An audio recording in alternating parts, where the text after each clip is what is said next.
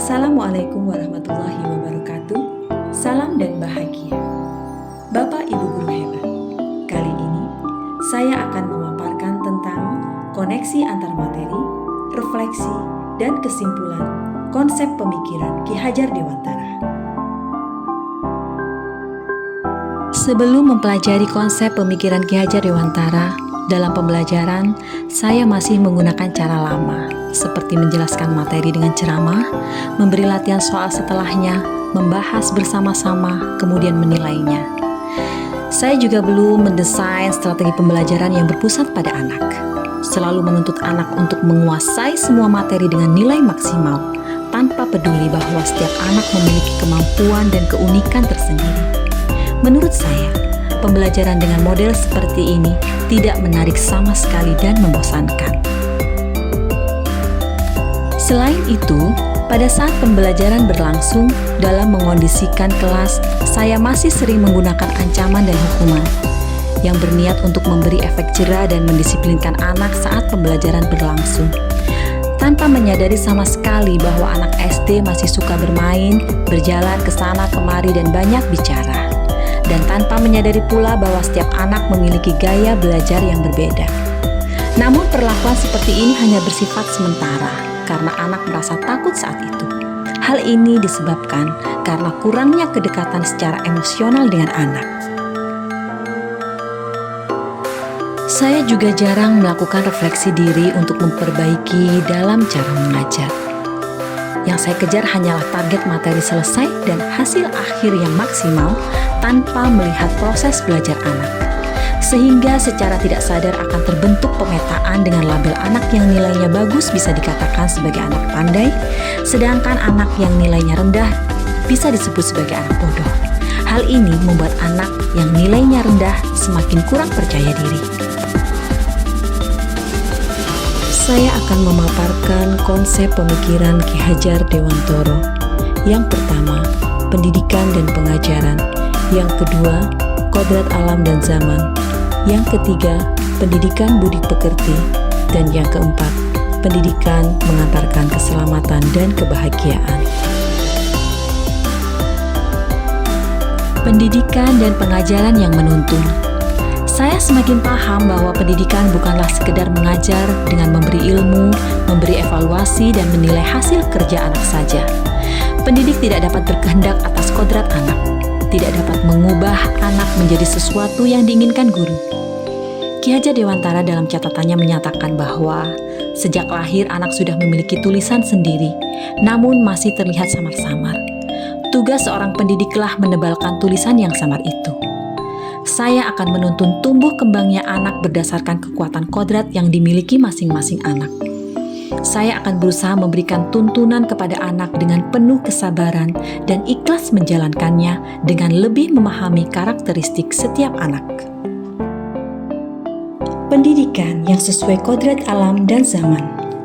Indonesia merupakan negara kepulauan dengan berbagai macam kebudayaan dan kondisi alamnya.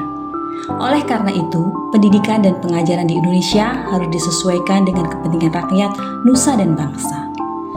Subjek utama dalam pendidikan adalah murid. Murid itu sebagai makhluk manusia dan benda hidup, sehingga mereka hidup dan tumbuh menurut kodratnya sendiri. Setiap murid memiliki kodrat dan keunikan yang berbeda. Mereka memiliki kelebihan dan kekurangan masing-masing. Sebagai pendidik, saya harus mampu mendesain pembelajaran yang mementingkan murid dengan memperhatikan setiap perbedaan kodrat murid satu sama lain. Saya akan terus belajar menggunakan teknologi yang saat ini semakin pesat, yang nantinya akan saya aplikasikan dengan desain pembelajaran yang saya buat. Dengan memberikan arahan, motivasi, dan kepercayaan kepada murid, saya yakin murid-murid akan bisa memunculkan potensi tertingginya. Pendidikan budi pekerti. Pendidikan dapat menjadi ruang berlatih dan bertumbuhnya nilai-nilai kemanusiaan yang dapat diteruskan atau diwariskan.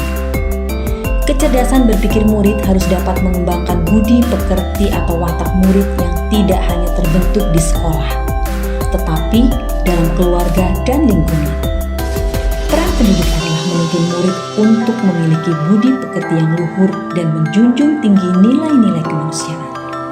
Saya akan bersinergi dengan orang tua dan masyarakat untuk mengembangkan budi pekerti anak. Sering berkomunikasi dengan orang tua dan masyarakat sekitar untuk ikut terlibat mengembangkan budi pekerti anak. Untuk menumbuhkan budi pekerti, saya akan membiasakan anak untuk memahami dan menjalankan nilai-nilai kemanusiaan dengan cara menyentuh hati terdalamnya, dengan melakukan memberi tauladan, refleksi diri, dan melakukan perubahan yang nyata dalam kehidupannya. Selanjutnya, pendidikan yang mengantarkan keselamatan dan kebahagiaan. Pendidikan adalah tuntunan terhadap segala kekuatan kodrat yang dimiliki anak agar ia mampu mencapai keselamatan dan kebahagiaan yang setinggi-tingginya, baik sebagai seorang manusia maupun sebagai anggota masyarakat. Saya percaya dengan pendidikan yang menuntun berpegang pada trilogi pendidikan ing ngarsa sumpulodo, ing madyo mangunkarso, tuturi handayani. Anak-anak dapat mencapai keselamatan dan kebahagiaan. Strategi yang akan saya lakukan adalah mengidentifikasi karakteristik anak, mengetahui kemampuan masing-masing anak, mengetahui hambatan yang ada pada anak, sehingga saya dapat mendesain pembelajaran dengan metode yang variatif, berpusat pada anak, dan dilaksanakan dengan penuh gembira. Penerapan untuk mewujudkan pemikiran Ki Hajar Dewantara yaitu menjalin komunikasi yang baik dengan orang tua untuk mengetahui hambatan yang ada pada anak, memfasilitasi anak untuk mengembangkan kekuatan kodratnya sesuai bakat dan minat, berusaha melakukan pendekatan secara emosional dengan saling berbincang dan berbagi cerita dengan anak-anak, berusaha menjadi guru yang dirindukan dengan memberi tauladan yang baik bagi anak-anak, baik perilaku maupun tutur kata, merancang pembelajaran yang berpusat pada anak dan menyenangkan, membiasakan menanamkan pendidikan karakter yang berkelanjutan.